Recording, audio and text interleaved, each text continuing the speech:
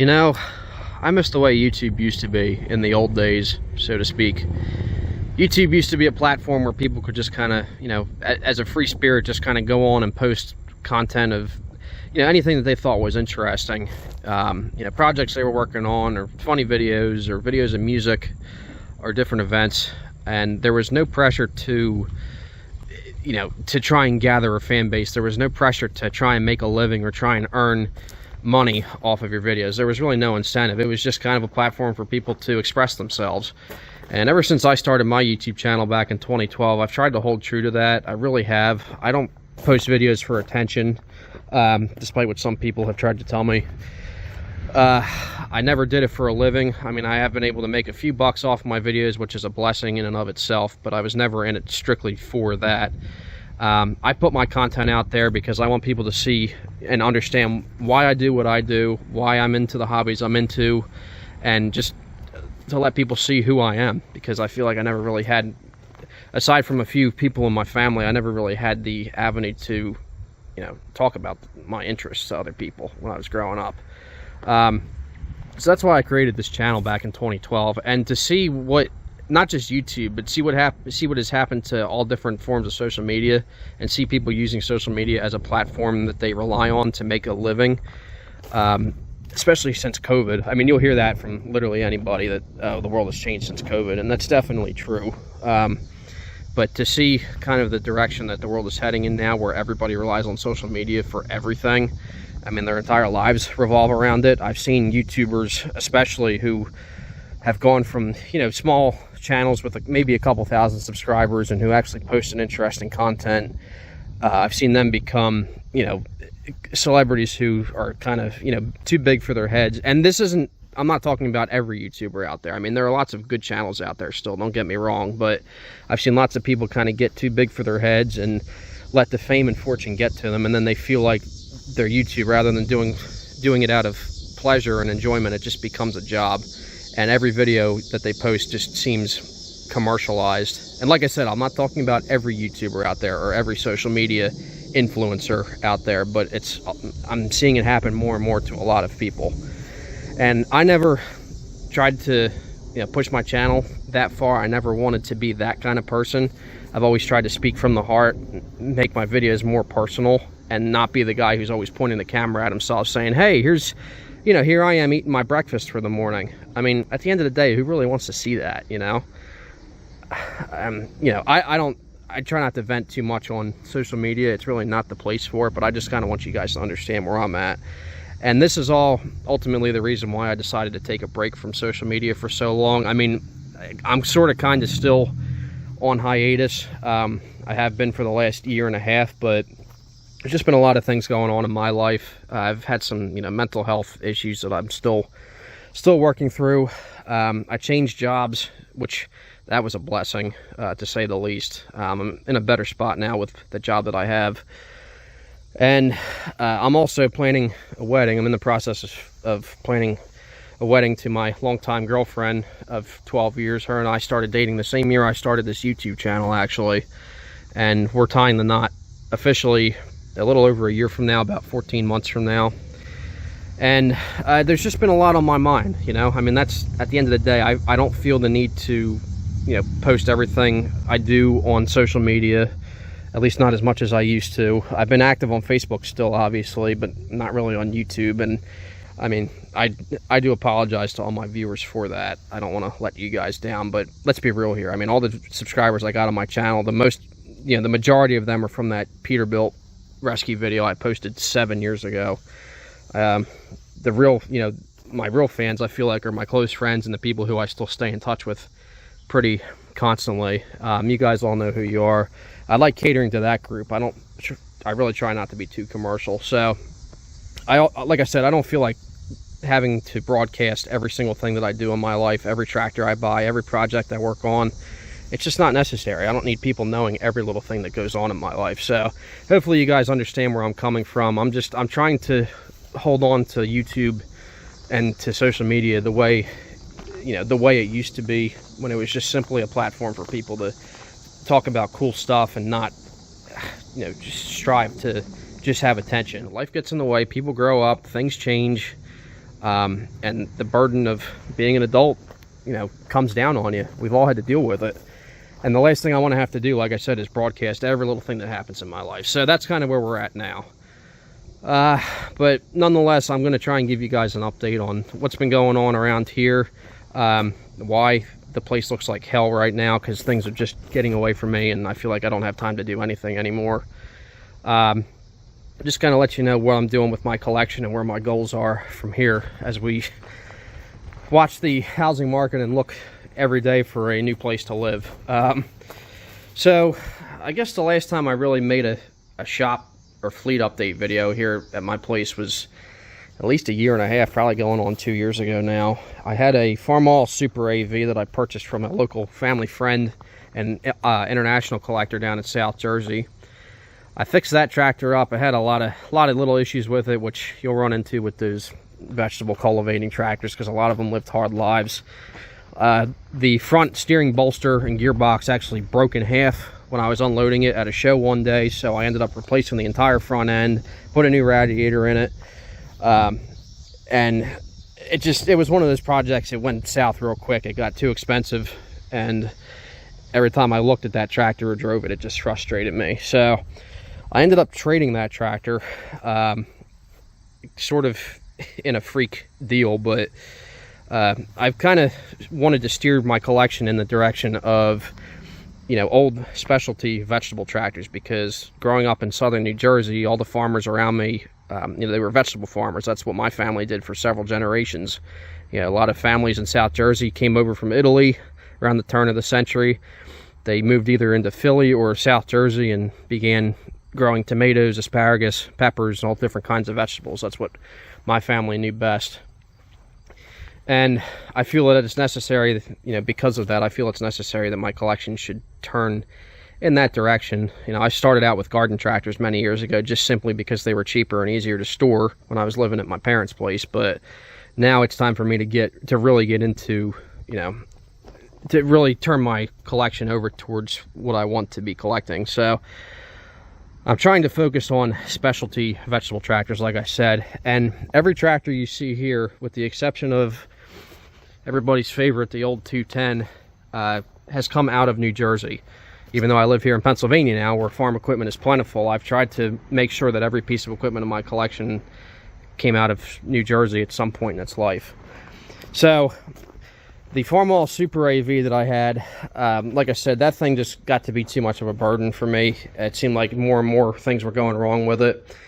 And for a little bit of, you know, for a little while, I had been wanting to collect a high clearance John Deere vegetable tractor, you know, something similar. In the 2-cylinder world, of course, having something that would be the equivalent to a Farmall AV or Super AV would be a 40V, 420V, 430V, or something along those lines. All tractors which are very high dollar collectible tractors. Most of them that were sold new in New Jersey are no longer in New Jersey. They found their way into the hands of collectors out west, because 2-cylinder collectors have all kinds of money for some reason. So most of the tractors that were sold new in the area that I grew up in South Jersey are no longer there.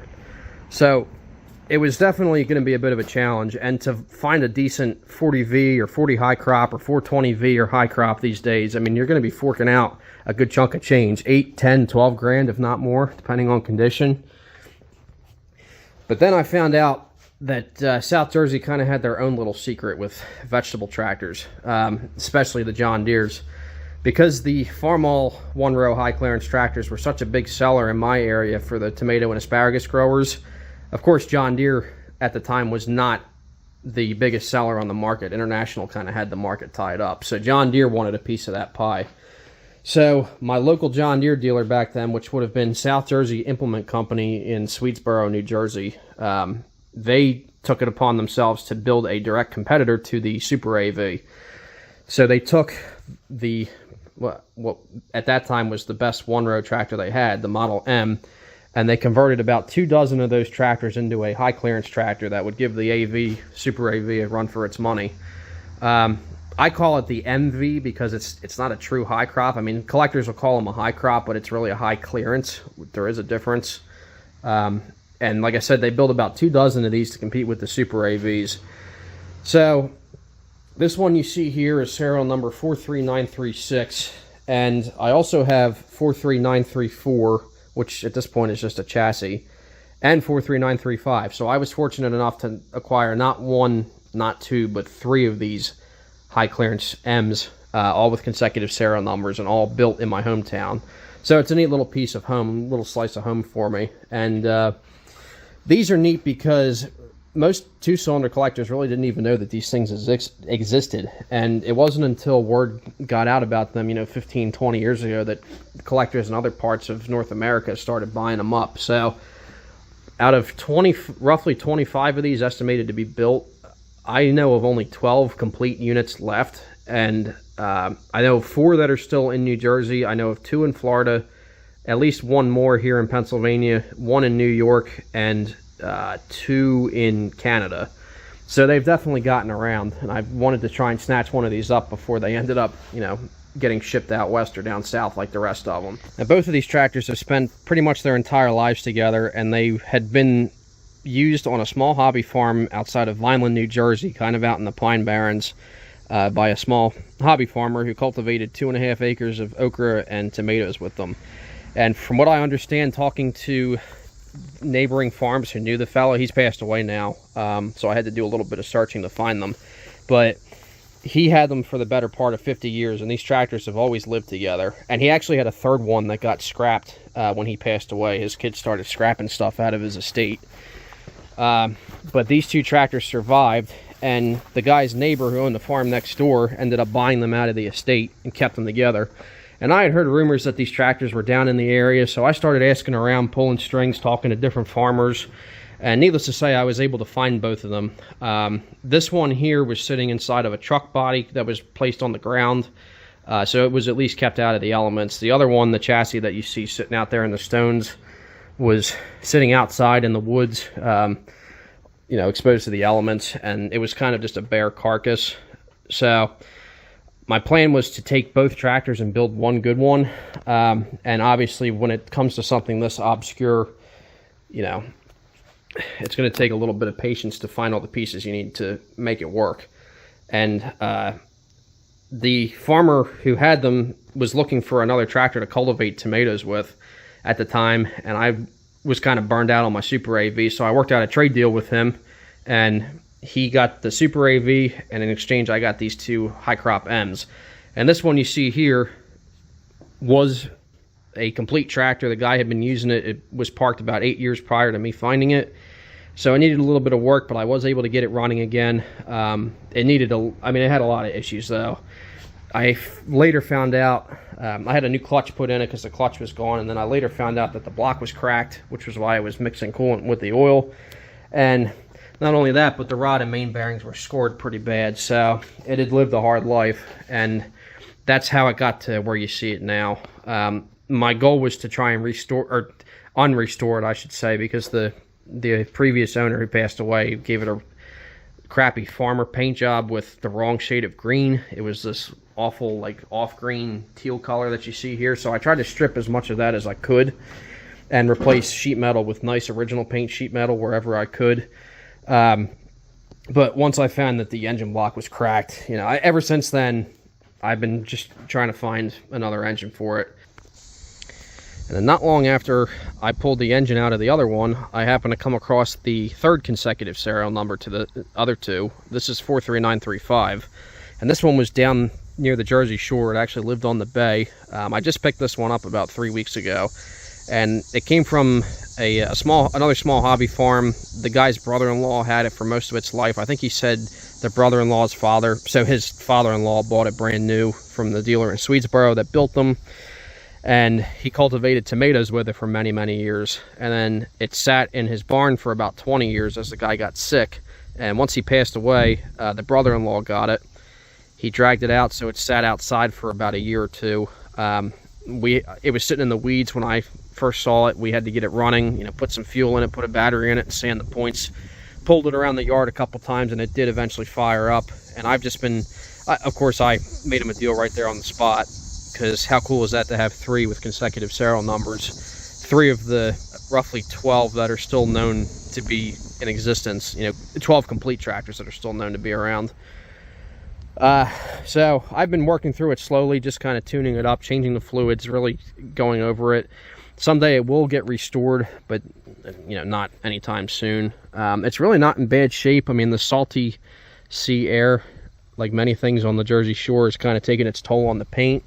It was already repainted once, and you can see the paint's pretty well faded, but I'm just going to try and do what I can to polish it up. And just coat it with some kind of oil or something to really renew the color as much as I can until I can afford to get it restored someday. Not a bad machine though by any means. It's just neat to have one of these things, you know, given that they were built basically in my hometown, and they're the machine that paved the way for the V series of John Deere tractors. And ultimately they couldn't outsell the Farmall AVs or Super AVs, because even today there's still so many veggie farmers using these, but still a neat piece of history. And as much of a pain as that Super AV was, I kept getting the itch for another one. So at the end of last summer, just about a year ago to the day, I picked up this AV. This is just a regular AV. 1941. It was the very first year that these were made. And this is a very early serial number. It's got a couple of unique casting numbers that differentiated from the later AVs and of course the Super AVs, but this is just about the lowest serial number AV that I've been able to find. They made 3,600 of these tractors, and I want to say a good majority of those were sent to New Jersey, because there's still so many of these things being used, even if guys are just pulling wagons with them. Speaking of pulling wagons, that's what this one did most of its life. It pulled asparagus wagons in the Swedesboro, New Jersey area.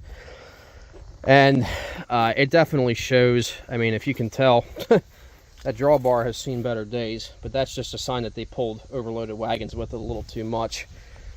And the front end definitely shows it as well. It's got all kinds of play in the knuckles, but then again, I don't know of an AV or Super AV that doesn't have wore out steering. It's just kind of the nature of the beast. But I bought this one pretty much exactly how you see it. The only thing I've done to it was put a rain cap on it, and I swapped out the plastic homemade battery box for an original patina one that I got out of a salvage yard. They're getting hard to find with original patina and not completely rusted out. I had to weld a new bottom onto it. Don't mind my welds there, but I tried to keep this one as close to original condition as possible. I mean, it's even got, you know, what I can tell to be the original tires. They either came with the dog bone style tires or the Goodyear straight bar diamond sidewall tires. This one has one of each.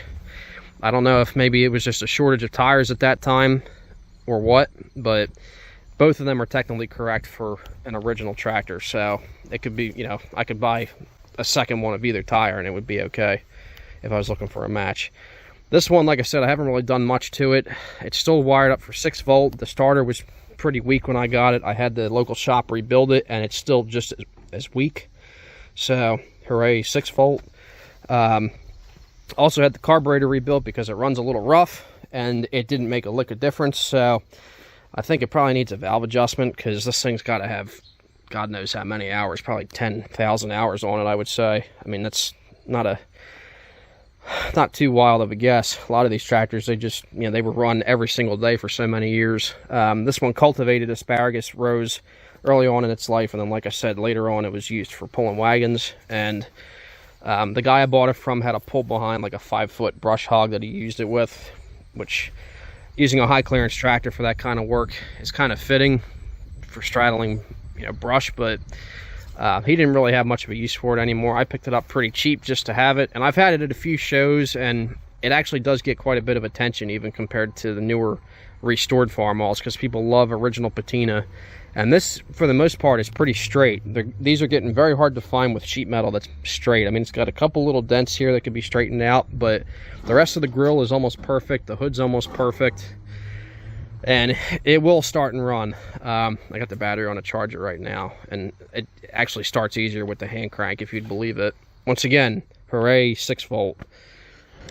3 years ago, I purchased a Ford 340A industrial loader tractor to do all my brute work around the yard here, mostly just lifting and moving dead tractor carcasses around in and out of the shop. That's how I got the John Deere 60 moved off the trailer and into the shop. But it got to the point where that machine was just getting to be too big, and it was awkward moving it in and out of the shop, especially if I needed to raise the loader up. And you combine that with the fact that I had a bunch of garden tractors at the time. I had my good old 210 John Deere, everybody's old favorite.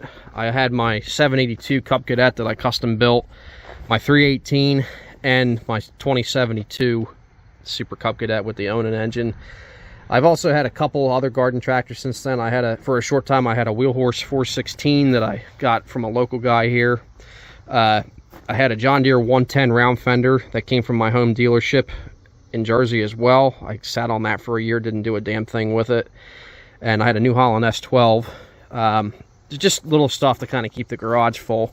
But it got to the point where, with, you know, the way my life is going, with things moving forward, with the plans I have moving forward, I just didn't see it practical to have so many garden tractors sitting around. So I decided to combine the fleet of garden tractors and the big Ford loader I had into one tractor that could do all my yard chores: mowing, garden work, loader work, and could be my plow day tractor as well. So I set out to find a John Deere 55 series, specifically a 755 or an 855, something that was not too big but not too small. And the 55 series are also one of the only series of compact tractors John Deere actually built here in the States.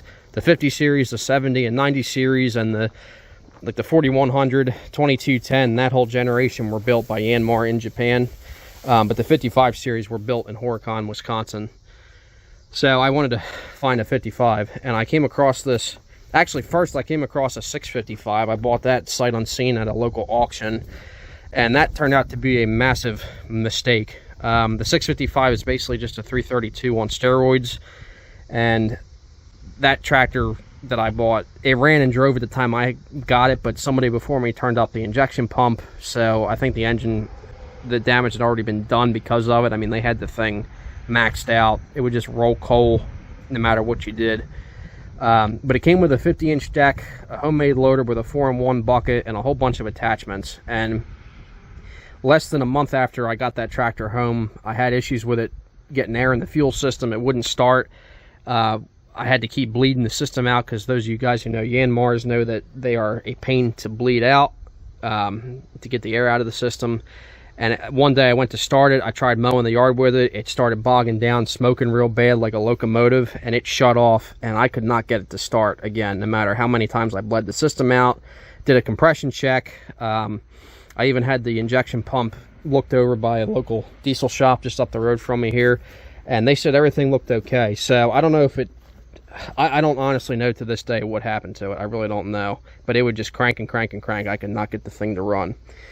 And I decided that even if I sank all the money into fixing that 655 up, at the end of the day, it was probably still going to be too small for what I wanted. So I kept looking, and a couple weeks later, I found this 755 up in northern New Jersey. It was a marketplace ad. The guy didn't really know too much about it. He had it for a couple years, bought it off the original owner.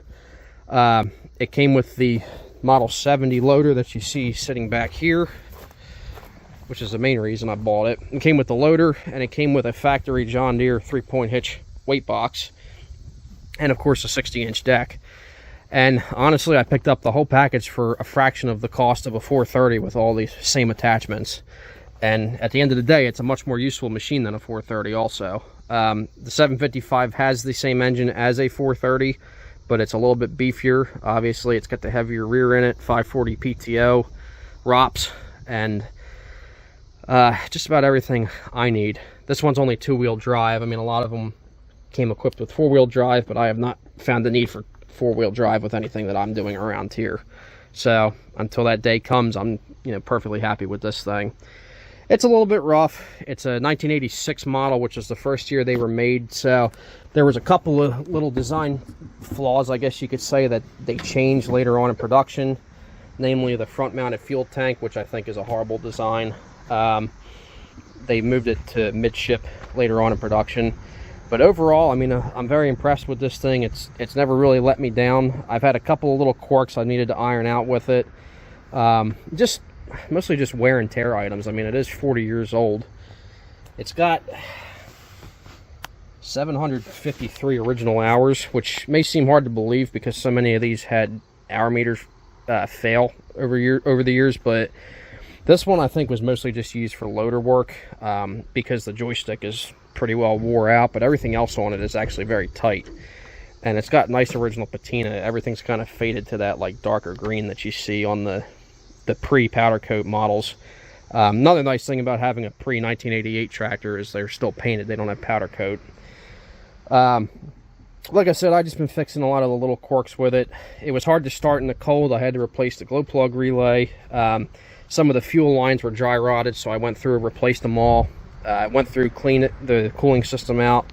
Some of the power steering hose fittings were leaking. The mower deck needed to be rebuilt because the idler pulley and tensioner assembly were pretty much shot. The gearbox had a seal leaking, so it was out of oil, and it had just not been used for a long time. The second owner never even mowed with it. The deck just sat out. So I went through it all. I serviced it, replaced what needed to be replaced, and I've been mowing my yard with it for the last year here, and it's been actually treating me really well.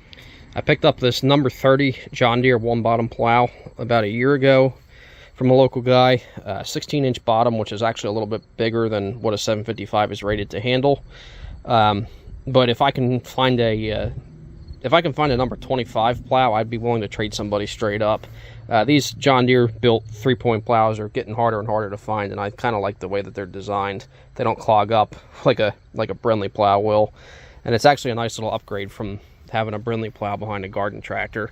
The nice thing about a 755 is it's big enough to do what I need around here, especially with the loader, but it's small enough that it still fits in with the rest of the garden tractors at a lot of the plow days we go to. I mean, I've had it up to PA plow day, a couple of plow days in Jersey, and it does a really nice job. I also converted the loader over to skid steer quick attach, thanks to the help of my buddy Carl, because I've been using the pallet forks like crazy lately. I don't really have much of a use for the bucket, but when it comes to moving pallets of parts and attachments around, the skid steer pallet forks are hard to beat. So a very worthwhile investment. Like I said, this is my goal with buying a 55 series, was to make it like my all-around work chore tractor for the yard here, while we still live here on our third of an acre. And then I would like to take this with me to our future home once we actually settle down and get some land somewhere, because it'll just be a nice chore tractor. I think these are a better investment than a garden tractor loader personally, for what they're worth and for what they're able to lift. And the 55 series are just stout. I mean, if you haven't had the chance to run one, I would highly recommend it. Even compared to the new compact tractors, you just can't beat these, in my opinion. So this will be my chore tractor for the foreseeable future. I mean, maybe someday down the road I'll sell it and buy a nicer 755 or an 855 with four-wheel drive, but we'll cross that bridge when we get to it.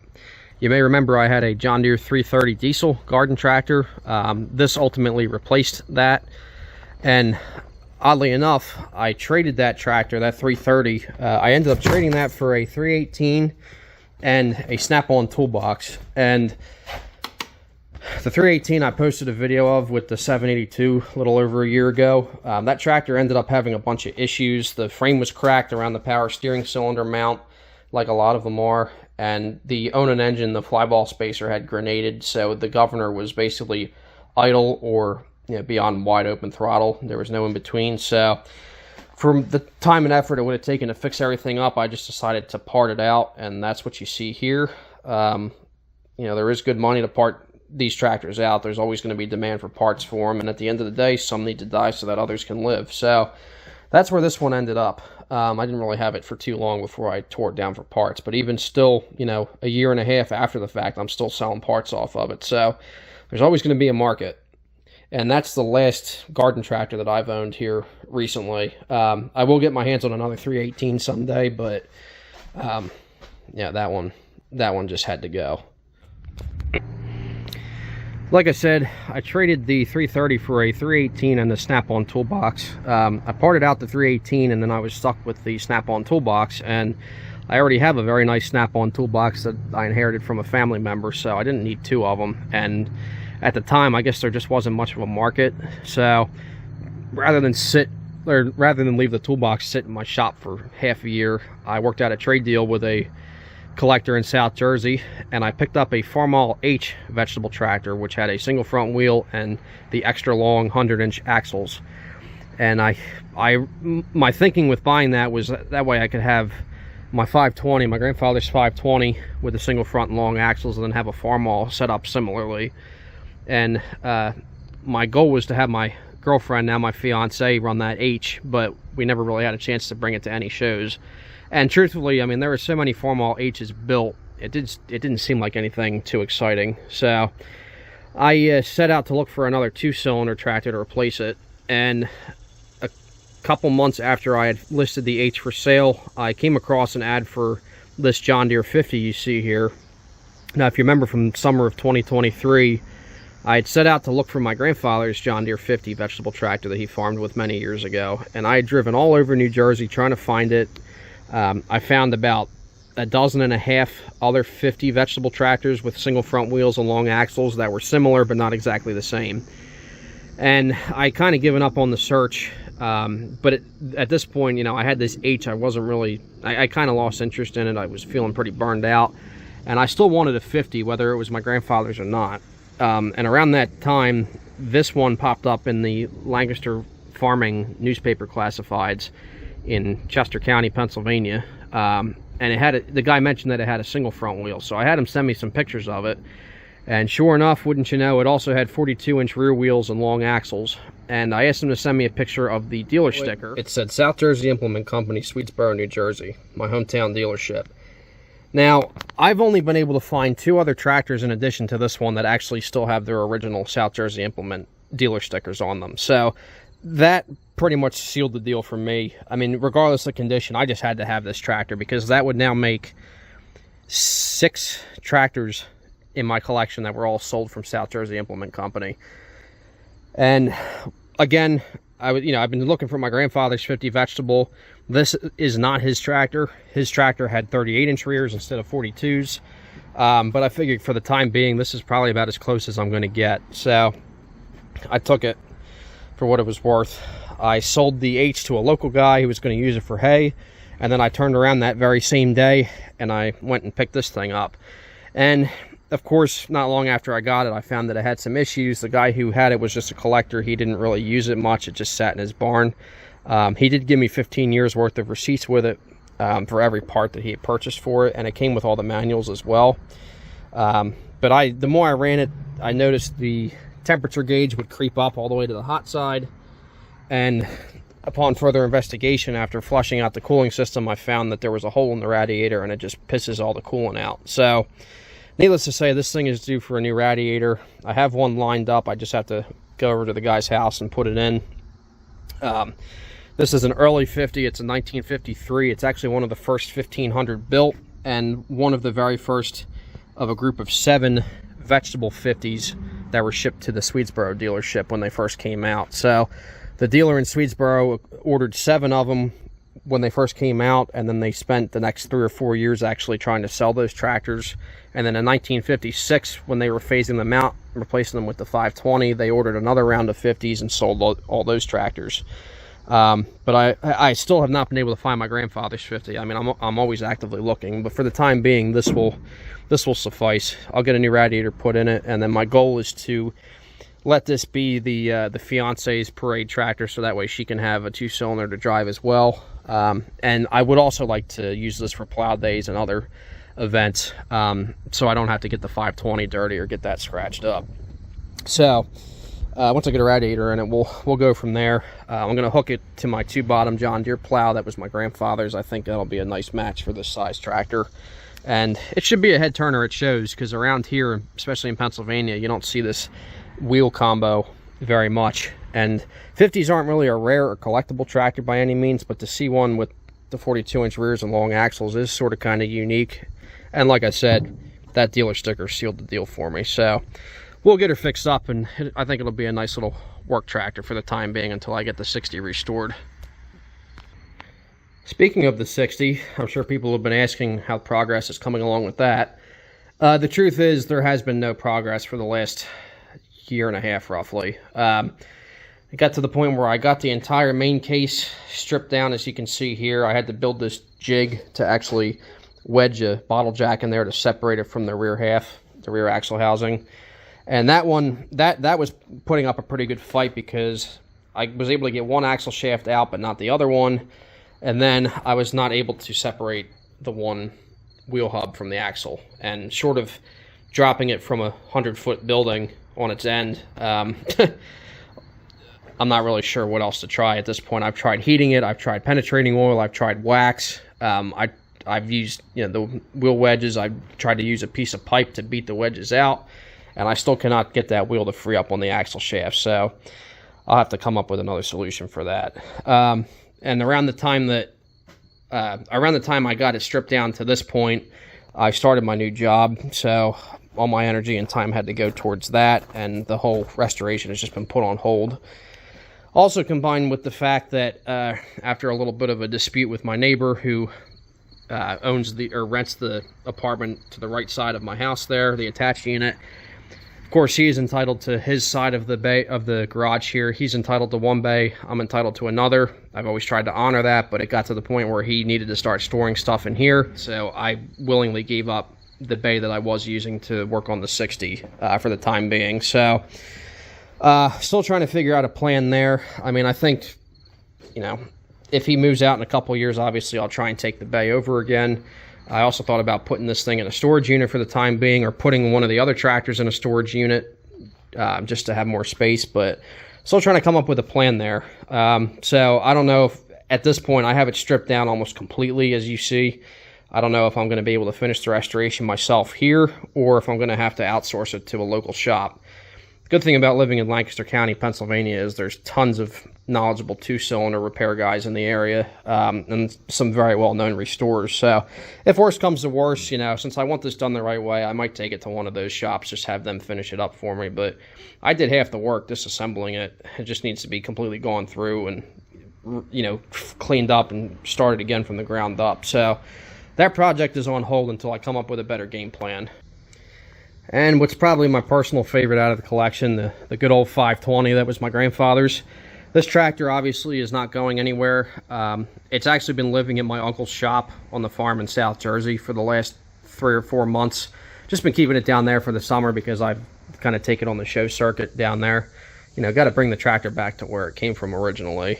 But unfortunately, my uncle has actually sold the property there, the farm that's been in my family for almost 100 years. My great-grandparents bought that property in 1926, and due to pressure from the township and lots of other factors, he has been forced to sell out. So it'll be sad to see that piece of my family history gone.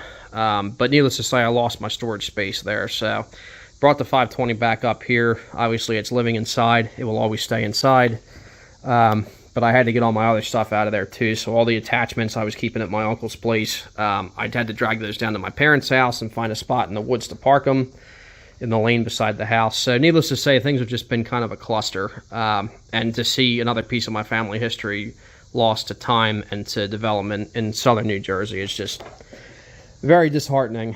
I think a lot of retired farm people watching this video can relate. So that's, that whole mental health thing I was talking about earlier, this whole situation is not helping that either. But that's kind of where we're at right now. So I'm just, I'll handle that as it comes. Either way, I'm running thin on storage space. So I got everything moved up here for now. The only things still down in Jersey are the 2072 Cub Cadet in my grandparents' garage. I'm not getting rid of that one because of how rare it is, obviously.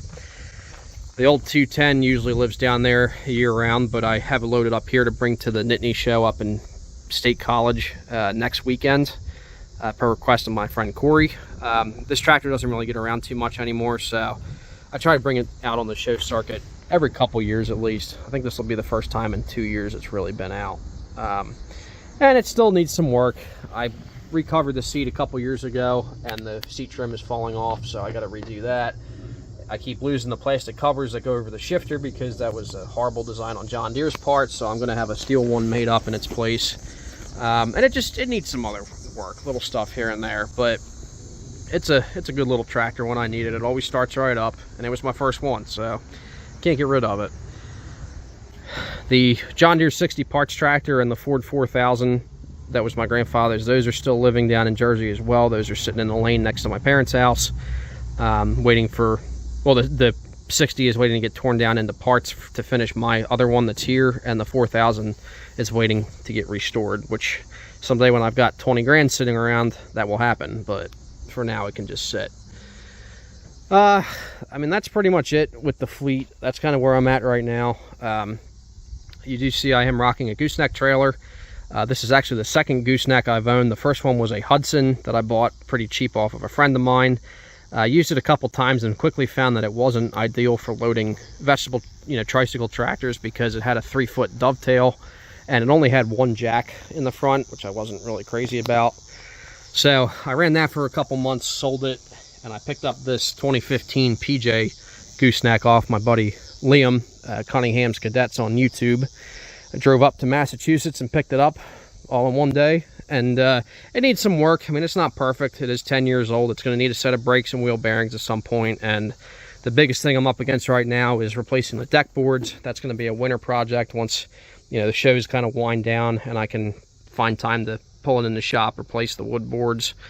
And it needs some other things too. I mean, it's not going to be perfect, but for the price I paid, I can't really complain, and it's great. It really is nice to be able to haul two decently sized tractors to shows instead of having to cram them on sideways like I did with my old PJ buggy hauler that I had. I added the third ramp as well. I had to have that custom made. And I'm just going through it. Like I said, there's some rust that needs to be fixed, some lights that need to be fixed. But that's another project. It's another work in progress. So that's, for the time being, that it's good enough for what I need. Is it a little big for hauling one tractor, one garden tractor or one compact tractor? Yeah, probably, but lately I've run into situations where I'd rather have a trailer that was too big than one that was too small. So it'll serve me well. Of course, I still have my two pickup trucks, my 2010 F-150 and my 2000 F-250 7.3. They still get used every week. This one's coming up on 132,000, and this one just rolled 225,000 last week. And they're still definitely earning their keep.